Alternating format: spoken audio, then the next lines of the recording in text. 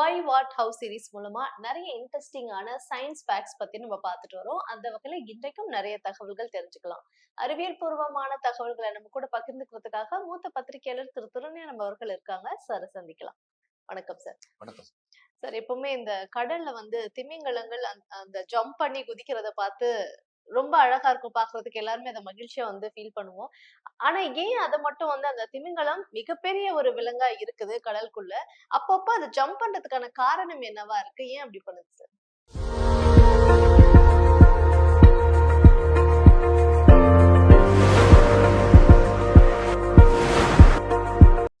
இந்த உலகில் வாழும் மிகப்பெரிய உயிரினங்கள் திமிங்கலங்கள். திமிங்கலங்கள் கடல் நீரில் திடீரென துள்ளி குதிக்கிற காட்சிகளை பல வீடியோக்கள்ல பார்த்திருப்போம். இது வந்து பிரீச்சிங் என்று ஆங்கிலத்தில் அழைக்கப்படுகிறது. இந்த பிரீச்சிங்க்கு என்ன காரணம்னு பார்த்தீங்கன்னா பல்வேறு காரணங்கள் இருக்கு. அவை ஒன்றொன்றா பார்க்கலாம். முதல் காரணம் தகவல் தொடர்பு. இவ்வாறு கடல் நீரில் திடீரென துள்ளி குதிக்கும் திமிங்கலங்கள் ஒரு மிகப்பெரிய சத்தத்தையும் உருவாக்குகின்றன. அது வந்து பல கிலோமீட்டர் தூரத்துக்கு அந்த சத்தம் கேட்கும். இந்த சத்தத்தின் மூலமாக திமிங்கலங்கள் தங்களுடைய இருப்பிடத்தை தங்களுடைய பிற குழுவினருக்கு தெரிவிக்கின்றன. இது வந்து ஆபத்து பற்றிய எச்சரிக்கையாக இருக்கலாம், உணவு பற்றிய தகவலாக இருக்கலாம், தங்கள் குழுவினரை ஒன்று திரட்டுவதற்கான ஒரு அழைப்பாக இருக்கலாம். ஆனால் கட்டாயம் இது திமிங்கலங்கள் தங்களுக்குள் தொடர்பு கொள்வதற்கான ஒரு ஏற்பாடு. இரண்டாவது காரணம் ஒட்டுண்ணிகள் நீக்கம், ரிமூவிங் பாரசைட்ஸ். பிரம்மாண்டமான விலங்குகளான திமிங்கலங்களின் உடலுக்கு வெளியே சிறிய ஒட்டுண்ணிகள், பூச்சிகள் போன்றவை ஒட்டி கொண்டிருக்கும். திமிங்கலங்கள் திடீரென துள்ளி குதிக்கும் போது ஏற்படக்கூடிய உராய்வில் இந்த ஒட்டுண்ணிகள் முற்றிலுமாக அகற்றப்படுகின்றன. திமிங்கலங்கள் கடலின் மேற்பரப்பில் துள்ளி குதிப்பதன் மூலமாக கடலின் மேற்பரப்பில் ஒரு விரிவான பார்வையை பெறுகின்றன. சுற்றியுள்ள நிலப்பரப்பு, படகுகள், எதிரிகள், தங்களது குழுவினர் போன்றவற்றை பற்றிய ஒரு முழுமையான பார்வையை துள்ளி குதிப்பதன் மூலமாக திமிங்கலங்கள் பெறுகின்றன. நான்காவது காரணம் பொழுதுபோக்கு.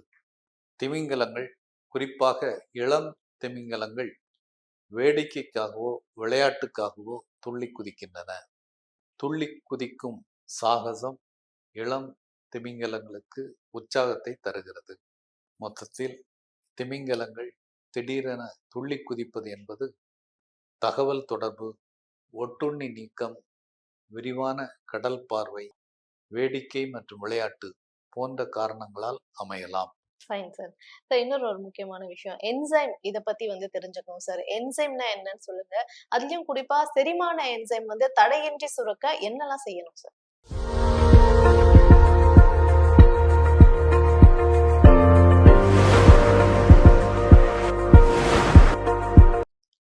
உயிரினங்களின் உடல்களில் நடக்கும் ரசாயன வினைகளை வேகமாக நடத்த உதவும் உயிரியல் ஊக்கிகள் தான் என்சைம்ஸ்.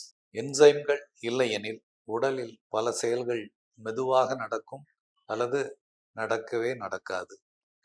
என்சைம்களின் முக்கிய பணிகள் அப்படின்னு எடுத்துட்டா உணவை செரிக்க உதவுதல், ஆற்றல் உற்பத்தி, டிஎன்ஏ பிரதி எடுப்பது, செல் சுவாசம், உடல் வளர்ச்சி போன்றவை. செல்களில் நடைபெறும் அனைத்து உயிர் வினைகளையும் என்சைம்கள் கட்டுப்படுத்துகின்றன. சில உதாரணங்கள்: அனைலேஸ் என்சைம் மாவுச்சத்தை சர்க்கரையாக மாற்றுகிறது.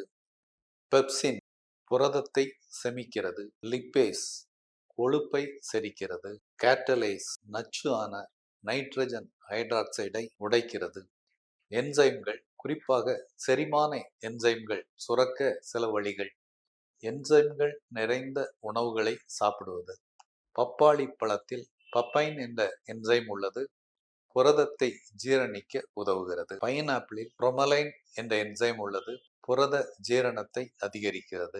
வாழைப்பழம், மாம்பழம், அவகேடா போன்றவற்றில் இயற்கையான என்சைம்கள் உள்ளன. இஞ்சியில் ஜிங்கிபைன் என்ற என்சைம் உள்ளது, செரிமானத்தை தூண்டுகிறது.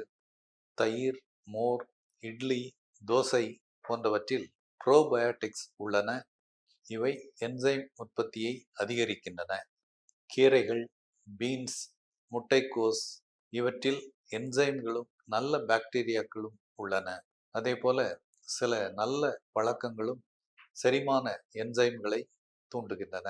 உணவை நன்றாக மென்று சாப்பிடுவது, அதிகமான தண்ணீர் குடிப்பது, இஞ்சி, மஞ்சள், சீரகம், மிளகு, கொத்தமல்லி, ஏலக்காய் போன்ற மசாலா பொருட்களை தேவையான அளவில் கலந்து சாப்பிடுவது செரிமான என்சைம்களை தூண்டும். சுருக்கமாக, என்சைம்கள் நமது உடலின் உள்ளே நடக்கும் ரசாயன வினைகளை செம்மையாக நடத்த உதவும் இயற்கையின் தூதுவர்கள் போன்றவை. இவை இல்லாமல் உயிரே இயங்காது. Fine sir. என்சைம் உடைய அந்த ஹிஸ்டரியை எங்களுக்காக ரொம்ப தெளிவா சொன்னீங்க. சார், ஜிபிஎஸ் மூலமா ஒரு லொகேஷன் வந்து ட்ராக் பண்ண முடியுது. ஆனா அது எப்படி பாசிபிளா இருக்கு? ஏன்னா எங்கேயோ இருக்கக்கூடிய ஒரு இடத்த அந்த ஜிபிஎஸ் வந்து டக்குன்னு லொகேட் பண்ணி சொல்லுதுன்னா அது எப்படி சார்?